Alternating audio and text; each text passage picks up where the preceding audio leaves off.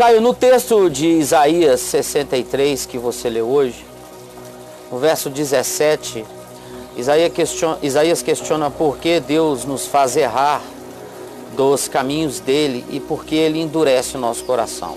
Isaías não estaria se lamentando com a velha máxima do por que Deus permitiu de que você tanto enfatiza negativamente? Eu hoje mesmo na leitura, não sei se você notou, se vocês notaram. Sim, Caio.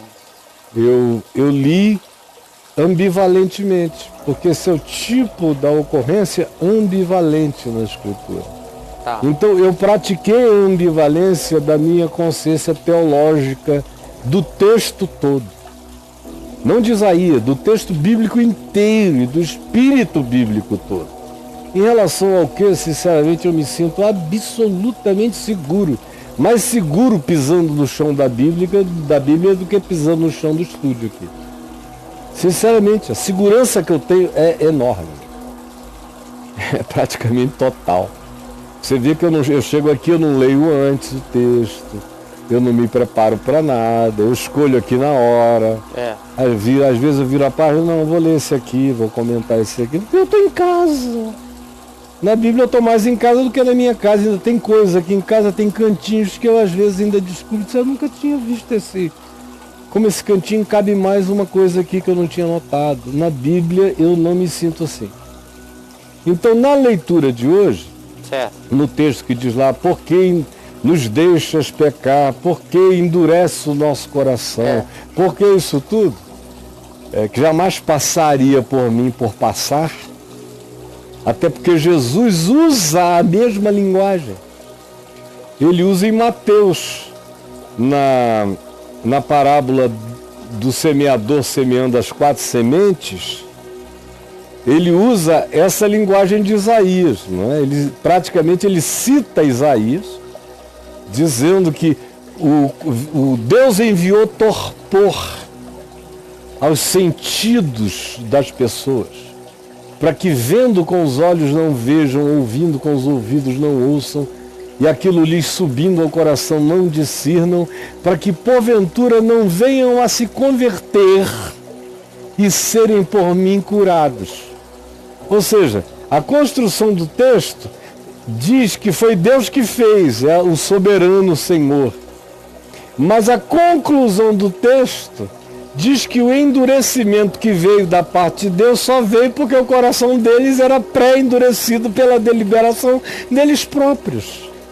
De modo que Deus endurece o coração de quem tem o coração endurecido. É como desde Faraó, que a quem Deus endureceu o coração porque o coração de Faraó era duro. E só que a linguagem é aquela linguagem impossível da Bíblia. A Bíblia não pode retratar, não consegue, não tem linguagem humana para retratar a escolha e o livre-arbítrio do homem acontecendo hoje, aqui no espaço-tempo agora, ao mesmo tempo em que eu, homem, que habito o espaço-tempo, estou decidindo agora, existo num lugar não lugarizável, num ambiente não ambientável, num ente não discernível, em algo que é sem existir, que é Deus, para quem passado, presente e futuro da história humana estão acontecendo simultaneamente. Que linguagem tem a pobre Bíblia para definir o indefinível? É por isso que a própria Bíblia para linguisticamente, ela para.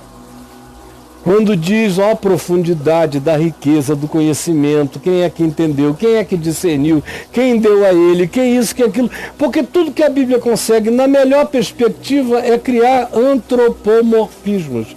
É atribuir sentimentos e formas humanas a sentimentos supostamente divinos. Nós humanos não sabemos nem o que é um sentimento divino. Nós não sabemos nem o que é a pessoa divina. A gente não sabe ainda nem como é a nossa pessoa humana. Eu vou saber como é a eterna. Então a Bíblia está carregada dessas ambivalências, onde a responsabilidade, você lê no contexto, é toda do povo. Mas a oração de Isaías ali é a oração de Isaías. O texto começa dizendo, última oração do profeta Isaías.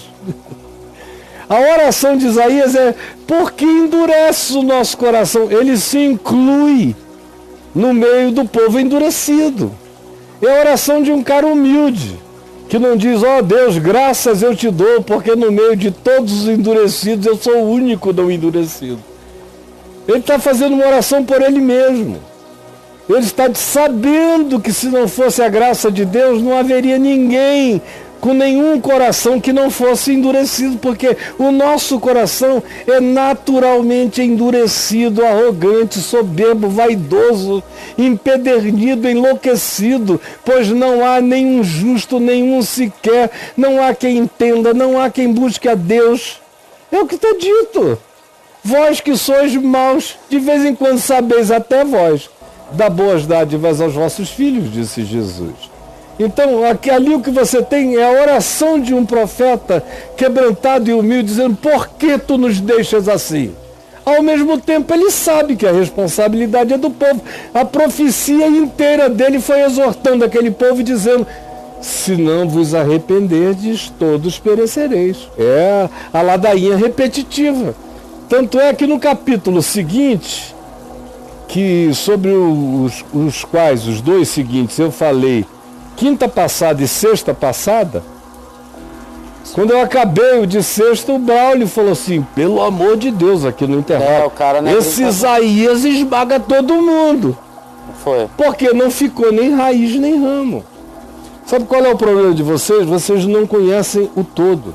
Vocês leem um versículo e aí fazem de um versículo um problema. Quando no contexto antecedente aquele versículo estava iluminado e no contexto posterior ele vai ser ainda muito mais esclarecido. Agora, a Bíblia vive esse dilema de fazer a voz divina caber no entendimento humano e de misturar o que é palavra divina com resposta do sentimento humano, dizendo, ó Deus, até quando? Por que que nós somos assim? Por que tu nos deixas ser assim? É aquela vontade que todos nós temos. Você nunca entrou no quarto e disse, ó Deus, por que que eu sou assim? Me muda, me transforma. Eu sou um pecador. Você nunca fez isso? É igualzinho que você faz. Eu já fiz isso 1 trilhão de vezes. E não estou transferindo para Deus a responsabilidade sobre a dureza do meu coração. Eu só fico dizendo, ó Deus, tem misericórdia de mim. Não me deixa pecar contra ti. Como se fosse Deus que me fizesse pecar contra ele. Mas é a única linguagem que eu tenho para dizer a Deus que eu abomino aquilo que potencialmente eu faço. Isso, um clamor. É só isso. Tá bom, minha gente?